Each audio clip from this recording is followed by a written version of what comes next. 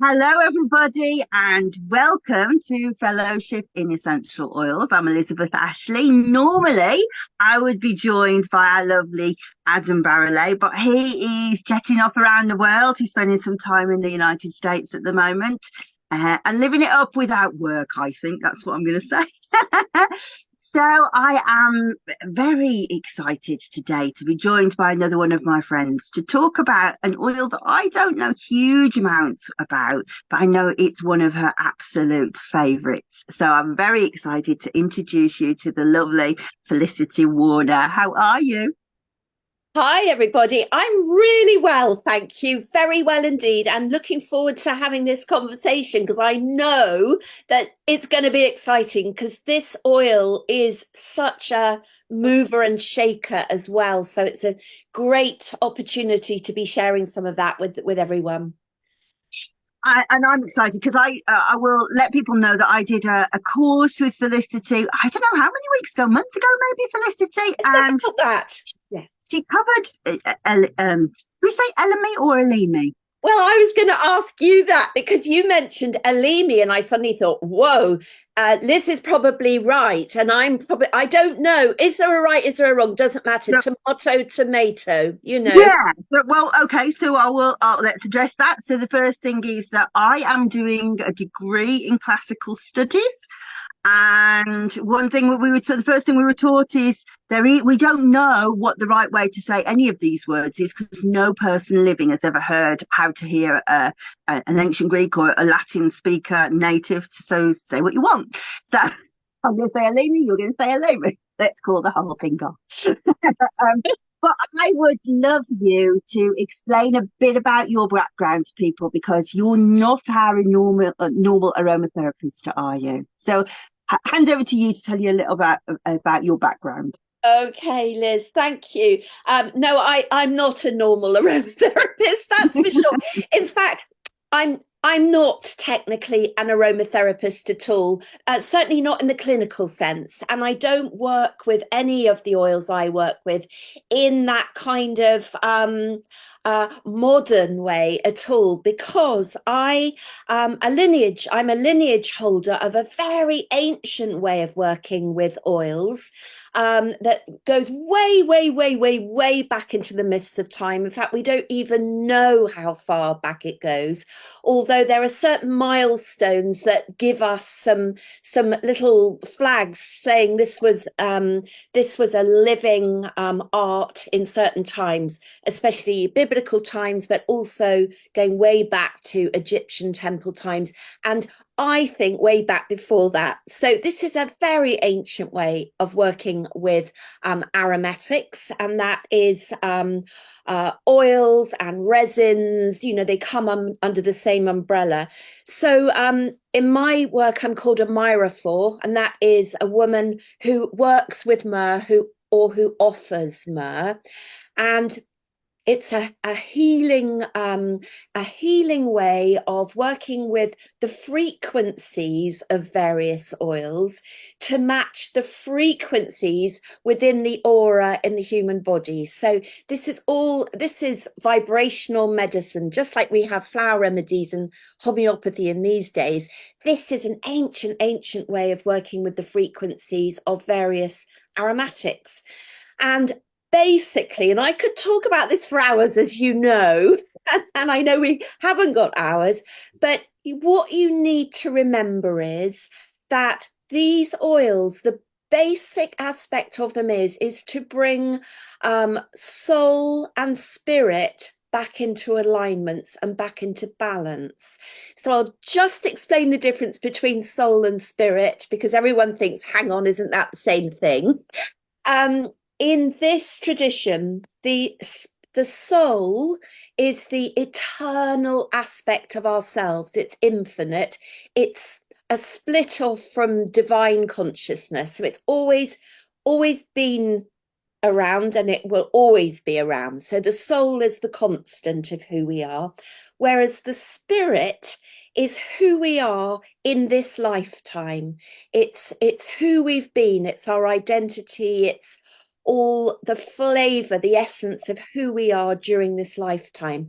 So soul and spirit have got these different aspects in this work, and all the oils work by realigning and rebalancing and harmonizing soul and spirit. And does that make sense? So beautifully put. So beautifully put. So actually, so I'm just going to throw it out there. I learned this last week, and I don't know whether you would know this. Did you know that the Aboriginal people so First Nations in Australia see them the opposite way around? Ah, I had heard something like that, but in a funny way, I thought actually we're still talking about the same thing, Which even for though some it's we the are. opposite. It's names, that's it. But I Names. just thought it was really interesting. I thought that's really fascinating. Yeah, Yes, and so your work is predominantly, well, is entirely on the spiritual body, not on the physical body. Is that correct? absolutely, entirely on the spiritual and the energetic system that we all have, the energetic body. Yeah. So, to a bit of background for everybody who's listening, I didn't say to Felicity, can we do Elemi? I said, which oil would you like to do? And she said, oh, Elemi. So why would choose that one? Well, yeah, that was a good question, and it was a very intuitive, a kind of a gut reaction, I think, to say let's do this one. I think probably because it's an oil that I love so much. It's one of I would even say it's my totem oil. It's the one oil that I go back to day after day after day after day. It does so much for me personally. And I'll talk about why that is in a minute, but also in my day-to-day work, which is working with people who are at the end of life and who are dying, it's an oil that is one of my most powerful tools in being able to help people in transition.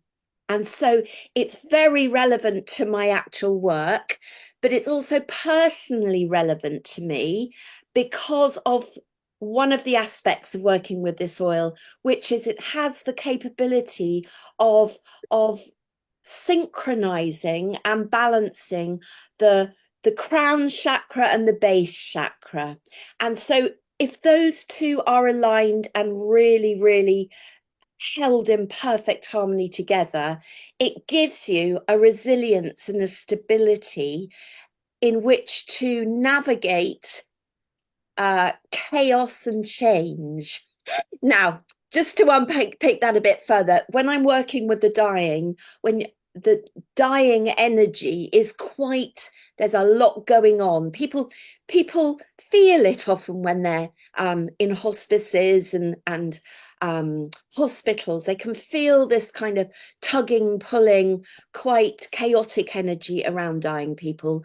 But in working in that setting, I'm very, very aware of all these energetic fluctuations that go on. So Elemi, I'll call it Elemi, is for me, it's like it roots me into the ground, but it also helps me to link in to um, to higher consciousness.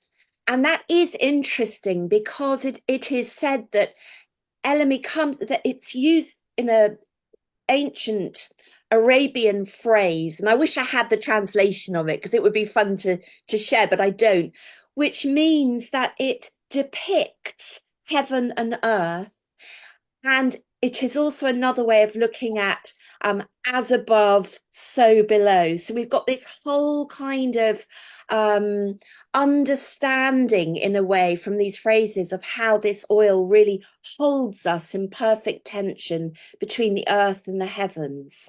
So I love this oil. And when you said, what would you like to talk about? It just came in, got to talk about this because it's really important.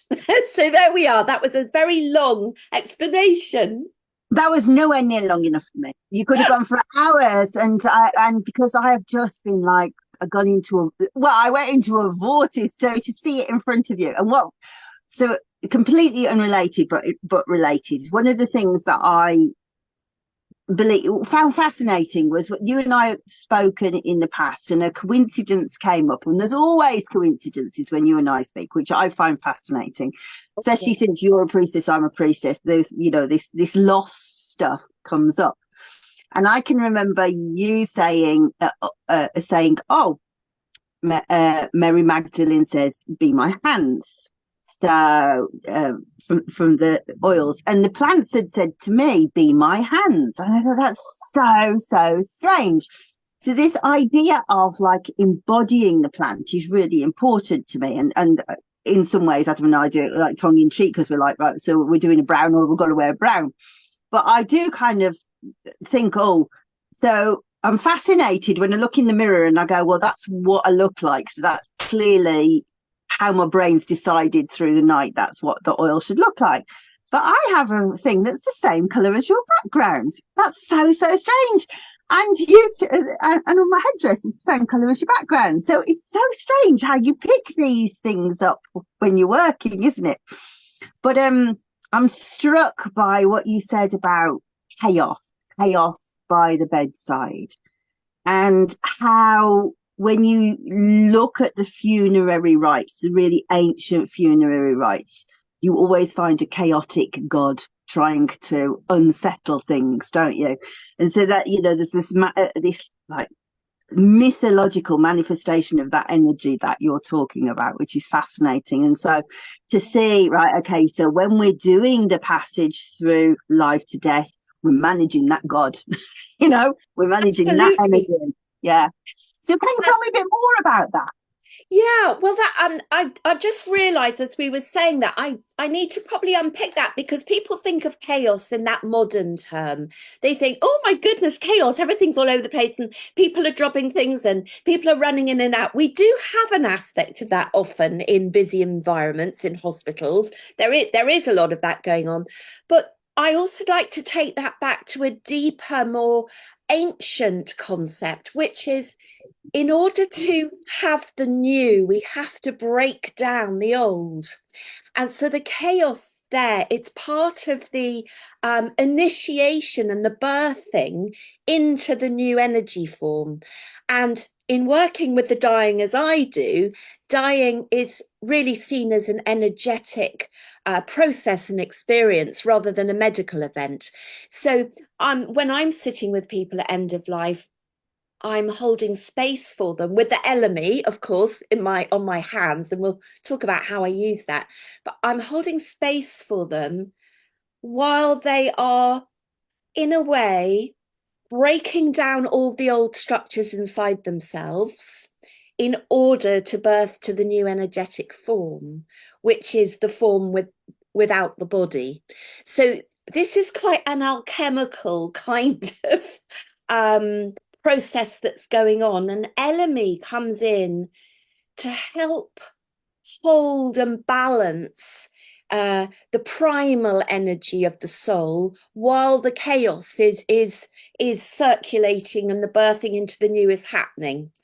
So I think that word chaos, and I love how you brought in the gods and the goddesses of chaos, because yes, they gather round energetically and are present in these transitions. So that's really interesting. Yeah.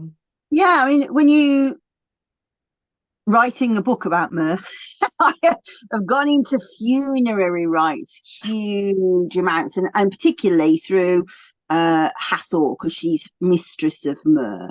And so looking at some of the coffin texts about that are written inside the coffins of what is written, and the god Seti is imagined as sort of prowling around like a dog looking for decomposition. And so during that time of 70 days, isn't it mummification? So during that time and the decomposition, he's like going around looking for decomposition, and he's seen as being, that's how evil can nick away. So that's why the priests are standing vigil. What's interesting is that from a medicinal point of view, specifically, Elemi is for seeping and seeping ulcers, and Yeah. where the where the skin is split away. So a particular, it's called an indolent abscess, is what indolent sore is what Culpeper uses it, where it actually has the top layers come away from the bottom, so they can't actually meld together. So you're using this like resin that's bringing the tissues back together so that it can desiccate. It's really fascinating. Isn't that fascinating? And this is what I would like to spend the rest of my life studying is this bridge between how these oils and resins help us there is this bridge between the energetic aspect of how they're working with us with that purely physical aspect. That is such a fantastic connection there, because again, looking at that, Elemi has been used in the embalming process. What believed that the Egyptians used it in embalming. And people always tend to think, oh, well, embalming was used because, it was antibacterial and all about preservation of the corpse and the body, blah, blah, blah, for forevermore. But in fact, in my tradition, there was another aspect to the herbs, spices, oils that were brought in. They were also part of preparing the body, of course, for that journey into the afterlife, on the energetic aspect. So although yes, they are helping to preserve the body in some way, in a physical way, they're also being used to help transport. I mean, the Egyptians talk about the bar and the card, didn't they? The ancient Egyptians. And so I know a knowingness, and this is the priestess coming out again. Some things you just know, don't you, from having done years and years of this sort of work, that the choice of some of those resins and oils in funerary rites was also dictated to in some way by the person that they were working with. So I think they will have used slightly different blends for different people for their spiritual higher self to be able to draw on. Does that make sense? Entirely. And put your hands out. I'm going to give you a gift. Oh, I'm going to give you proof. oh, Liz. So how up to date is your archaeological research into funerary rites? Not very up to date. I would love to say it was, but please enlighten me. So have you ever heard of Saqqara? No, I don't think I have. And Saqqara is around about 30 miles, I think, south of Cairo. And it has its own set of pyramids. They're kind of more like that than that. But also the home of a very important necropolis. And in 2018, huge excavations began at Saqqara, overseen by the University of Tübingen.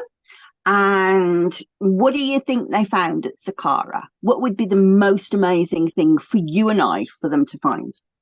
Oh, a little flask of embalming oils or something similar. Think bigger. Think bigger. Oh, a whole apothecary of embalming oils that's there with all the different oils in. I don't know. Oh, I'm on tenterhooks. What if I told you they found a mummification laboratory complete with the bowls and the amphorae and the little flasks Oh and even the table where they were embalmed? my goodness. So, what I have in my hand is the analysis to tell you. What do you think they found in there? Give me your list of oils that you expect to see in there. Okay, I would guess there would be myrrh. Right? I would guess there would be frankincense. I would guess there would be elemi. I would guess there would be Cassia, I don't know. And what else? Uh, just trying to think. Think What trees. think of trees? Did I say sandalwood? No. Oh, sandalwood. Cedarwood. Yeah, Pretty cedarwood. much the full set. The only one you've missed is juniper. Juniper. Oh, how interesting. Juniper. But so there were two sort of main spaces, Wow. including a map of where each preparation was used on the body and even saying what went where. Oh, So, so what took me to this place? So I was actually I don't know if anybody's got the Disney Channel, the whole series of about the excavations called The Kingdom of the Mummies, and it talks about the excavations of this area. A whole new priesthood was discovered. The most beautiful mask was discovered, said to be the greatest, expected to be the archaeological discovery of the century. So one of the main things you find when you're looking at archaeological texts for embalming is a preparation called antiu, which most people have thought would be myrrh. Turns out the bowls that have got antiu and they have a blend of juniper and cedarwood in animal fats. But almost all of them had Elemi in. ta-da! I can even tell you that I know where the Elemi was used. So on the map of the body, the Elemi is used on the head, which is surely the energy centers. We'll get to that, but surely the energy center. But also the liver. So the conocopic jar that is dedicated to the god of the liver, which is Inseti, is Elemi.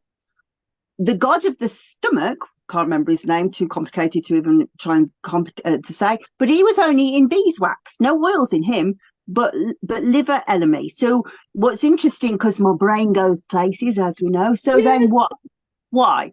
So what's interesting is that the liver is seen as the root of the emotions.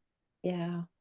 So the heart is left in the body, it doesn't go into a conocopic jar, that's left there, but the emotion, so like actually intellect is seen as to be in the heart, but the emotions are kept sacred in Elemi for eternity in the conocopic jar. Oh, that How has made my year knowing that. That is phenomenal. I know. How incredible. Yeah, so fascinating to see. I'm going to take it another place, which will make you even happier in me. But so just to kind of give you some. Where's the picture? So hopefully you can see. I think it looks like a finger. What's interesting, and we'll pick that up after. Oh, yeah, doesn't it just? Interesting. So that's imagining what it looks like in the sarcophagus, I guess. Because Yes. what it's pointing to is the head. And Elemi is mixed in the first one. Mix A was found in a bowl and a pot, mixed with pistachio resin. So that's actually mastic, which is what we did last week, funny enough. Mastic, interesting. Oil or tar of juniper stroke cypress and cedar, and the instructions say it can be augmented with castor oil, animal fat, or beeswax. Then there's another Elemi mixed with cedar and plant oil, which was olive. Was. And then another one mixed C was Elemi animal fat, plant and olive oil. So 3 different preparations, all to be put on the head. And then the oil that protects the liver is oil or tar of juniper and cypress and Elemi. But not on the bandages. That was different. Oh, no, wait a minute. No, there is a bandage one. So mix E is an oil or tar of juniper, cypress and cedar, animal fat and plant oil, Elemi, cedar, to be heated in the bandages. Oh, interesting. Why do you think it to be heated? I'm interested. Oh, I suppose it'd be penetrate better, wouldn't it? So what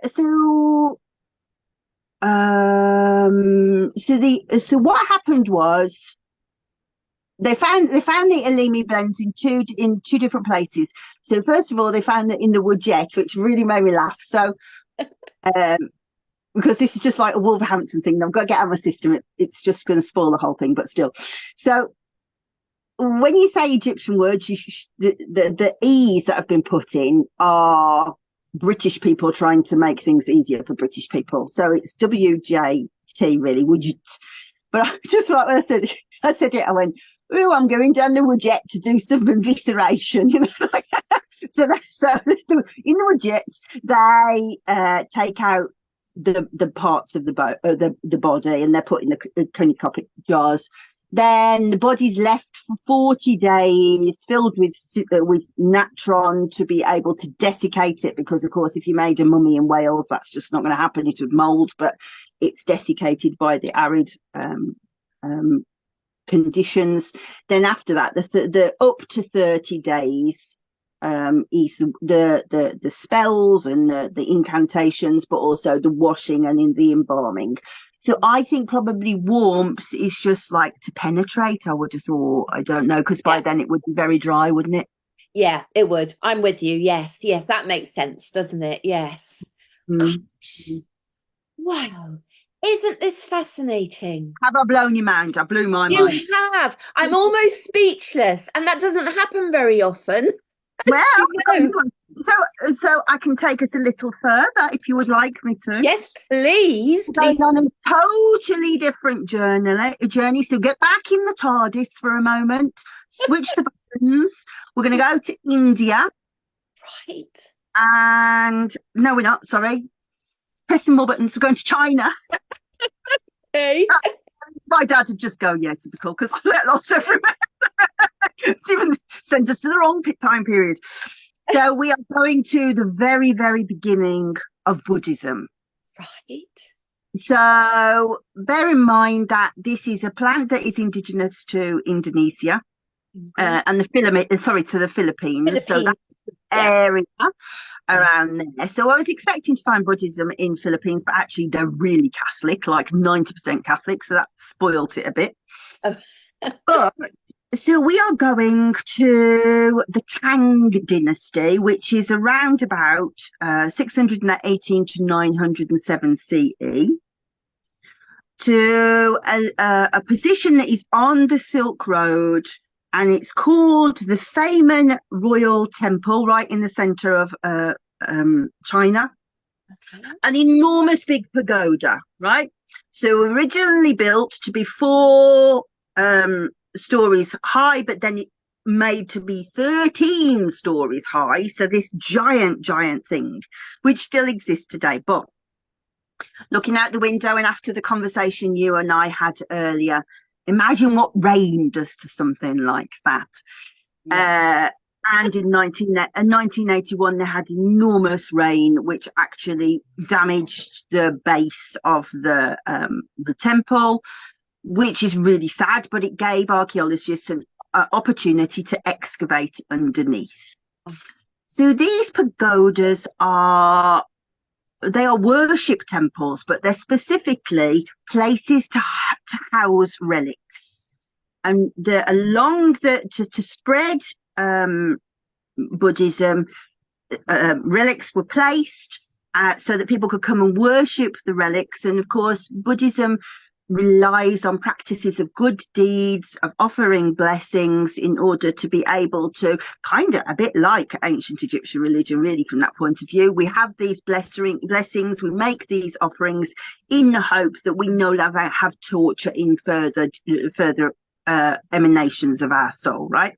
Yeah. So people were coming to see these places, and because it's become like architecturally it's fantastic, but it's a really successful temple, and there was an awful lot of devotional legends about it, so they wanted to excavate it, and underneath they found little pots of Elemi. But what do you think were in the pots? So what would be the most amazing thing that you could find underneath a Buddhist temple?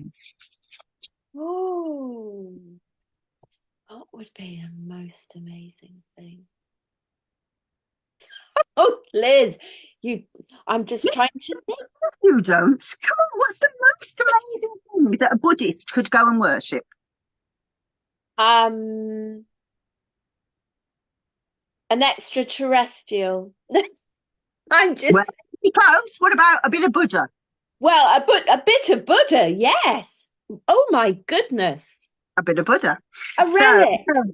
An actual an physical. actual physical relic. So Okay. the pagoda is said to house the sacred sarira of Sakyamuni Buddha. So Sakyamuni is another name for the Buddha, Saddhartha Gautama, because that's his family name, Sakya, Yeah. of the tribe of Sakya. And lo and behold, they dug down, and what did they find? They find finger bones. And it's Oh, said to be the finger, that was always said to be the finger. So there was a real finger yeah. plus three fake fingers. And what they think is that perhaps the priests had the other fingers manufactured to kind of protect the real one. But lo Right. and behold, real finger dating to the time in there. So, would you like to see the pots? Yes, I really would. They're like made. I don't know whether you'll be able to see them, but I'll send you.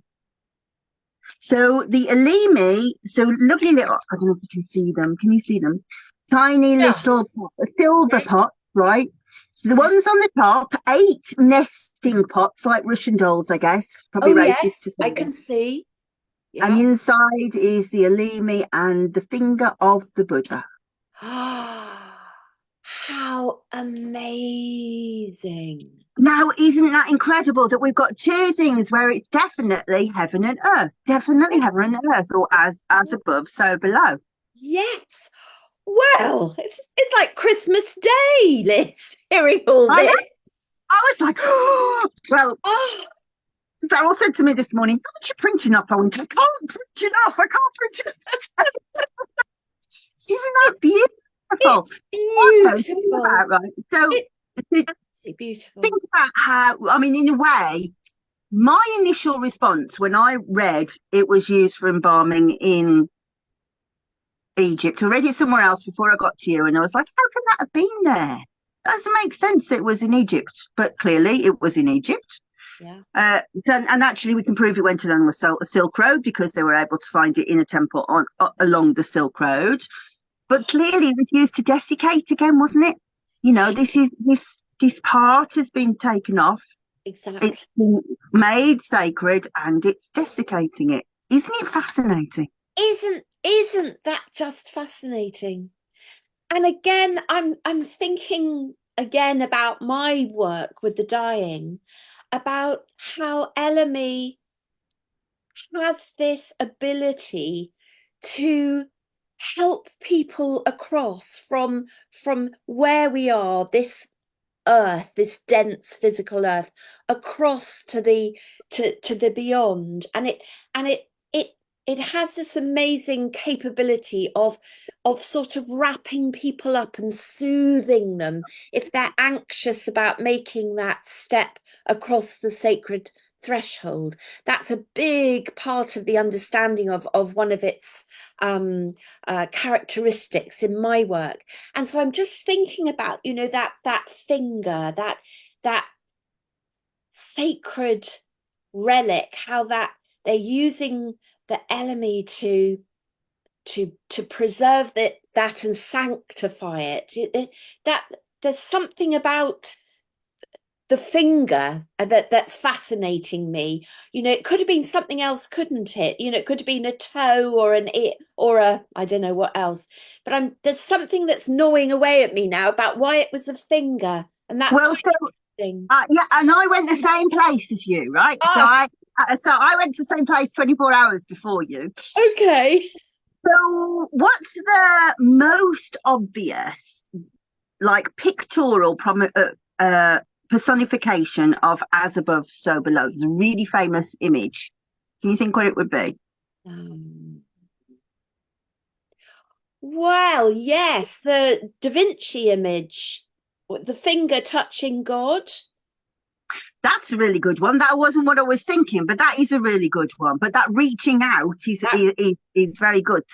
What I was thinking was the magician in the tarot cards. He he's supposed to be Hermes Trismegismus, isn't he? And he points to heaven, and yes. his wand points to heaven, and his finger points to the earth. He's actually the pictures, and it is the fingers that points, isn't it? As you quite Yeah. rightly say. And of course, like Buddhism, mudras, fingers. Mudras. And Absolutely. in yours, mudras, fingers. And funny how you and I both said, "Be my hands." Be my hands. We're getting back to the hands thing again, aren't we? But Isn't this also, fascinating? one more thing, which is totally random and doesn't mean anything, but I just can't like unsee it. What did I say to you that sarcophagus looked like? A finger. And it did, didn't it? With the nail, the thumb. Odd. Very Yeah, very, very odd. So, oh, I think we should perhaps kind of get out of the spirituals bit for a minute, just in case there's those that go, get on with a blooming medicine. yeah, So, yeah. because I just would rather be in this spiral with you, but still, we But can't we be need too to bring it specific. back down. Yeah. Do you know any of the medicinal properties? Do I know of any? Well, I mean, as skin, as you were saying, I mean that's the main property that I would connect it with. Its skin healing properties. And I had heard, but I don't know where. I don't know if this is corroborated anywhere, that it may have a role in helping with skin cancer, with BCCs, basal cell carcinomas. And I don't know if I was going to ask you, Liz, if you'd heard anything about that. I don't know the answer to that, but I think probably that's limonene, and it is high in limonene. So, Ah, so I think there is probably an avenue you could get, but um, I must be the only person in the world that gets bored by the idea of cancer. But it's just like, no, stay. I'm living that. I'm going back into the dream space. But yeah, certainly the skin, yeah, yeah. fantastic for wrinkles. Absolutely amazing for wrinkles. Oh, interesting. But yes, sores, any like eczema that breaks open, psoriasis that breaks open. This breaking between the layers of skin. So if you've got flaky skin or ulcerated skin, also that would obviously apply to varicose eczema, for example. Yeah. Um, so Culpepper says furnicles, which I just love the word furnicles, which is Love that word. boils. So yeah, all of that kind of stuff. Where the only reason I used it before the work I did with you is for my coughs. As we all know, I have dodgy lungs. So if you get a cough which is not productive, so you've got that horrible, but there is nothing coming off. Yeah. Elemi is fantastic for that, but also it's quite antitussive, so it calms the cough down, which is so important for me because I burst blood vessels and I can't breathe and wet myself and all of that rest of stuff. So if you're a person that's got a like, oh, the cough's Yeah. taking me into this worst place in the world, Elemi is absolutely fantastic. Elemi and Monarda together, it's just like butterflies. Absolutely gorgeous. But also like aches and pains from a with my scientific head on. Do need to be quite careful of it because of its high like constituency of limonene. Mine's got about 60%. Tisserand says you can see up to about 70%.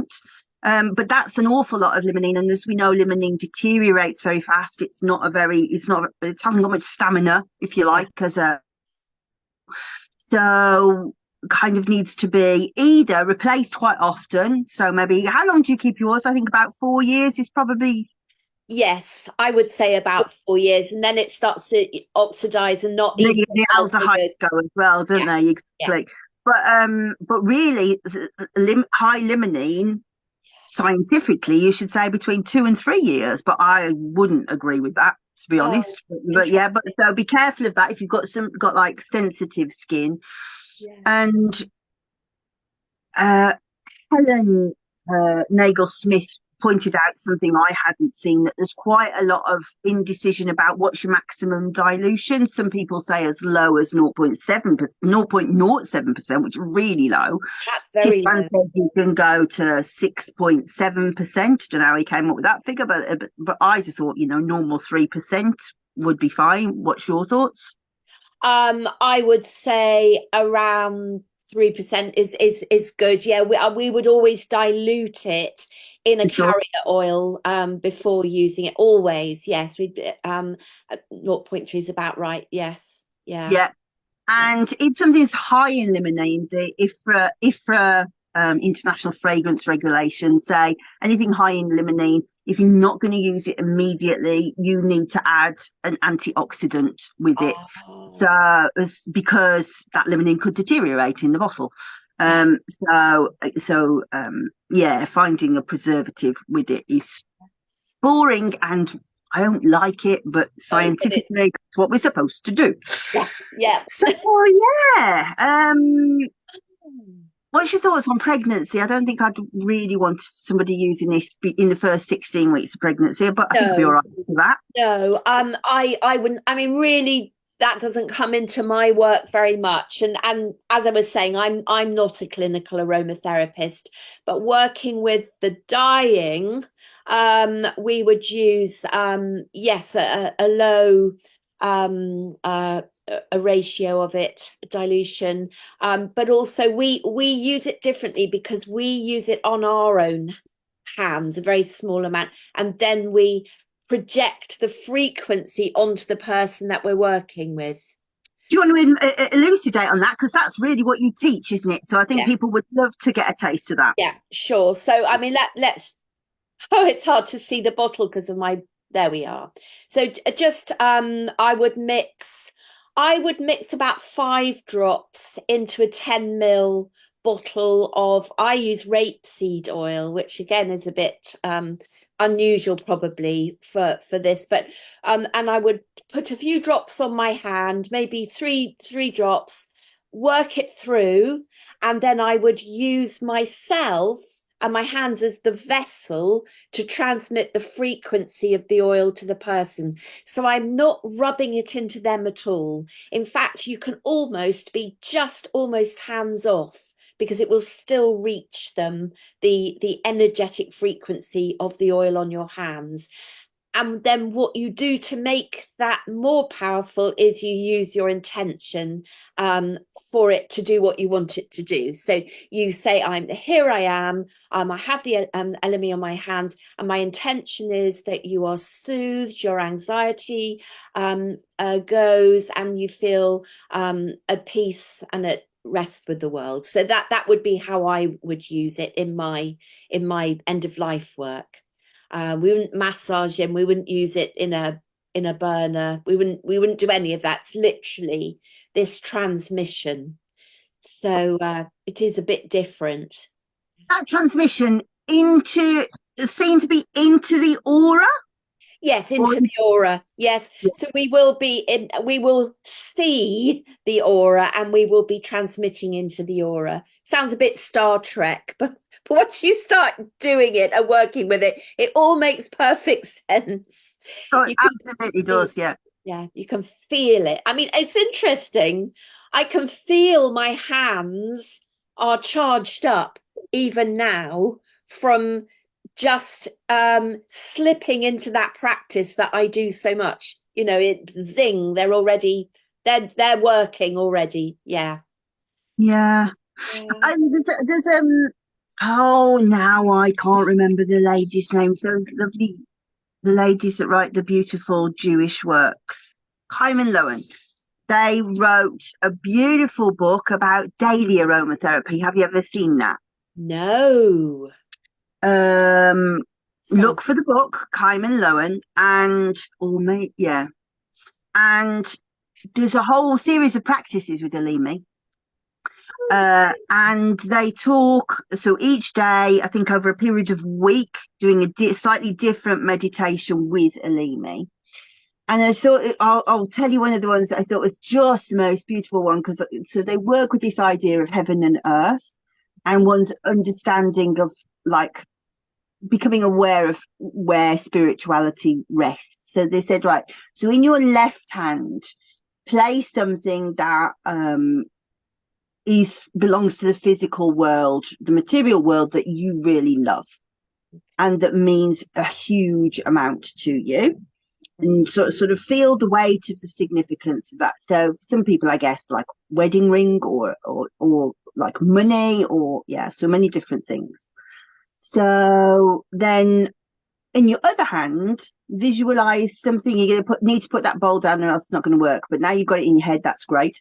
So in the other hand, something that belongs to the spiritual world, something that you can really imagine that belongs within spirit. So like something that belongs to your spiritual practice or do you use when you're working on the etheric. Yeah. And then as you do,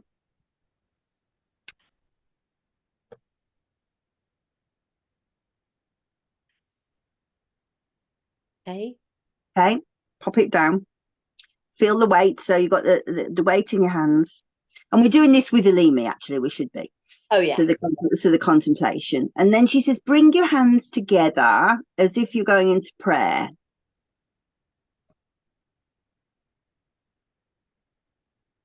And note how they fit together. Which one's straight? Which one are you copying? And like you can kind of get an observation of, right, well, that's what's happening in my material world against my spiritual world. Like the feeling of bringing them together with the Elemi. It's just really beautiful. Beautiful. Oh, I'm going to try that one. Yeah, so I can't remember the first names. Give me 1 second. Don't look Yes. at the bin as I get up. 1 second. Let me see if I can find the other book. Oh yeah. So this is not the same book, but I am addicted to it. And it's called Aromatherapy Anointing Oils, and their name is Joni Kime and Rua Bull. I think it's Joni writes it with somebody different, the other one, but it's called Daily Aromatherapy, the other one. Okay. Beautiful, beautiful books. Lovely. Oh, I shall be getting them. Yeah. You know so much, Liz. You're just like a walking encyclopedia. Amazing. Well, you know how you said I would just love to stay the rest of your life in that space. Yeah. I came across a piece of information the other day that really, like, I don't know, do you ever have it where you walk into like an imaginary space and you go, wow, what's here? I know the stuff, but I don't know what's here. So I was learning about the Vestal Virgins, interestingly, because I was thinking about veils, why priestesses veils, and they're always veiled, aren't they? So the Vestal Virgins in Rome, we hear that their job was to tend the sacred fire, and that they did that. Their tenure was for 30 years. So this priestesshood lasted for, you can't say priestesshood because that word doesn't exist, but I'm making it a word. I'm smashing patriarchy to pieces. Priestesshood is now a word. Lasted for 1,100 years. So this is no small thing, 1,100 years, right? Their tenure was for 30 years.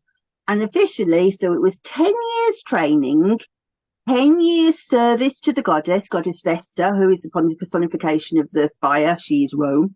So 10 years service to her, and then 10 years mentoring somebody else. Wow. In that space, what did she learn for 10 years about keeping a sacred fire burning? Oh, what did she? That's what I want to spend the rest of my life thinking about. Oh, I love it. Information. Well, 10 years, and that's just been lost. I want to know what was in that 10 years. How can we find out? Oh, that's it, isn't it? Yeah, you do it in meditation, but once you kind of get a thread, you can usually find your evidence these days. The world is small these days, just Yeah, knowing how to interrogate, isn't it? it is. It is.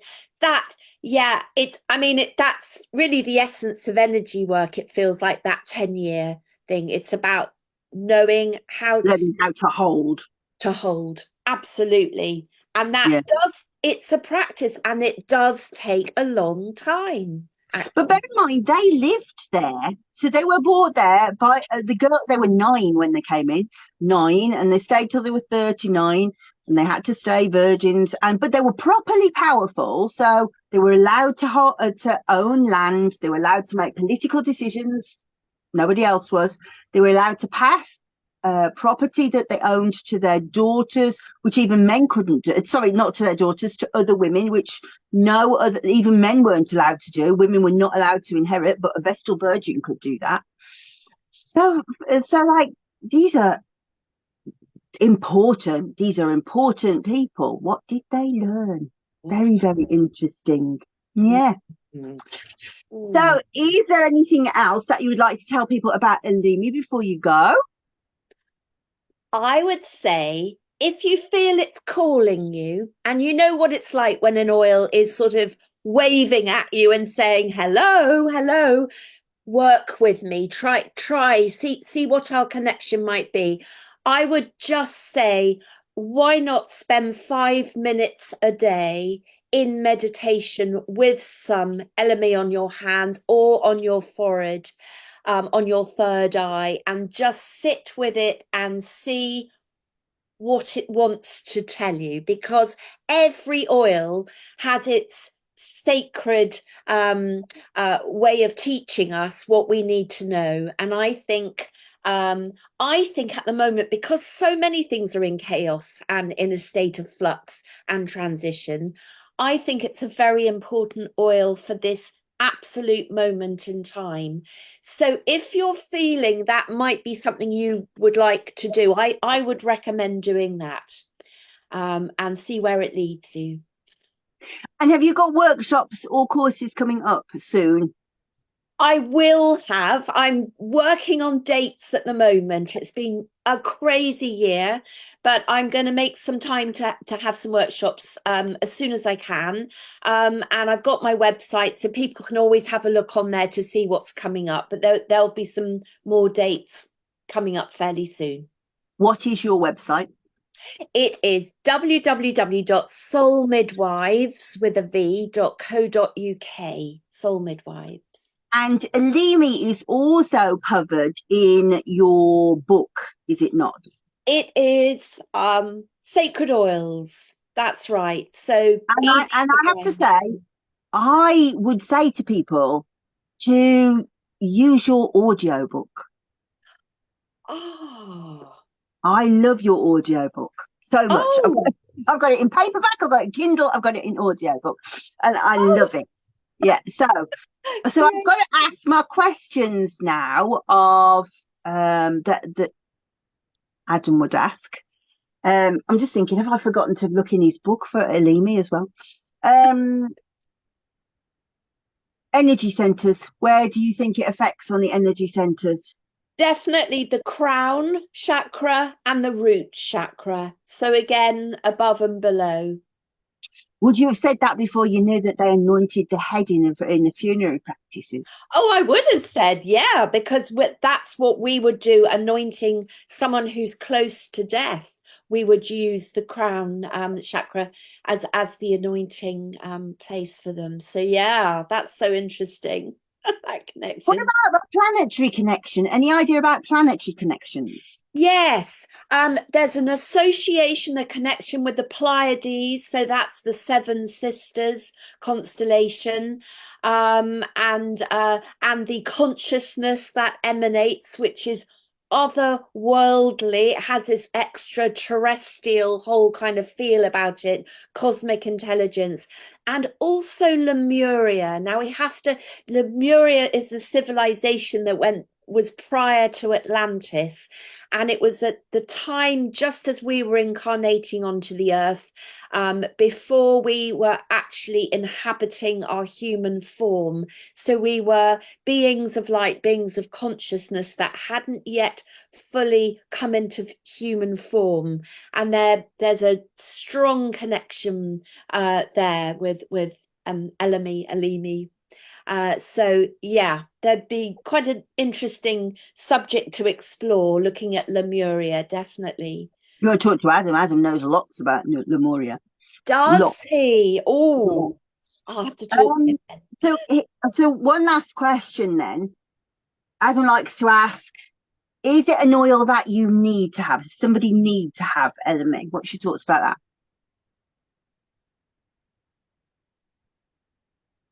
I've got to say yes, because it feels so important. I've got to say it's one of the most complex but easy to use oils for navigating change. I would recommend everybody have it for that.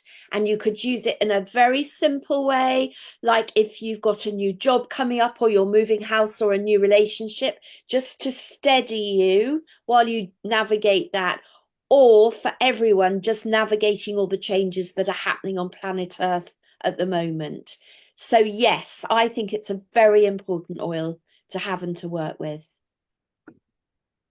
I love that. I the Pleiades is one of the constellations that I work with.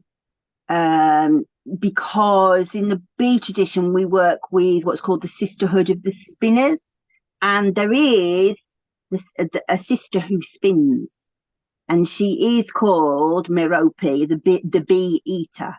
But this idea of chaos and the spinning vortex and the golden swirl, that's like well known within the Pleiades traditions, that the one of them has a spinning.